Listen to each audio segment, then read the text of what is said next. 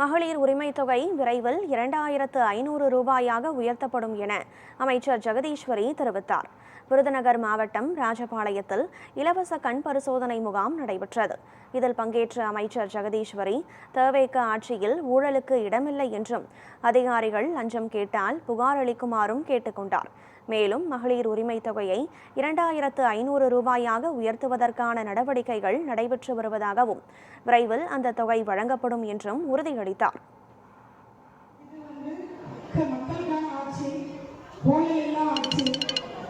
நம்ம ஆட்சியில ஊழல் என்பதே ஒரு பிசினஸ் கூட இருக்காது. இப்படி ஏதாவது உங்களை யாராவது நிறைவேற்றா உங்களுடைய சின்னலேருந்து பெரிய தேவைகள் எதுவாக இருந்தாலும் பணத்தின் அடிப்படையில் உங்ககிட்ட யாராவது அணுகுமுறை செய்தால் உடனடியாக தகவல் கொடுங்க. கண்டிப்பா அவங்களுக்கு எந்த ஒரு எக்ஸ்கியூஸ் இல்லாம, அதாவது அவங்களுக்கு அடுத்து விசாரணை இல்லை, நிரூபிக்கப்படும் பட்சத்தில் நேரடியாக நடவடிக்கை எடுக்கப்படும் என்பதை தெரிவிச்சுக்கிறேன்.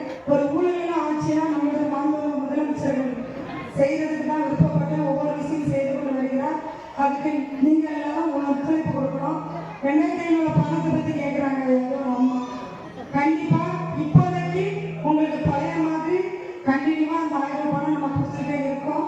2500 பணம் கொடுக்குறதுக்கும் அதுக்குண்டான வழிமுறைகள் நம்ம எல்லாமே ஒவ்வொரு விஷயமா ஒவ்வொரு செஞ்சுக்கிட்டு தான் வரோம்.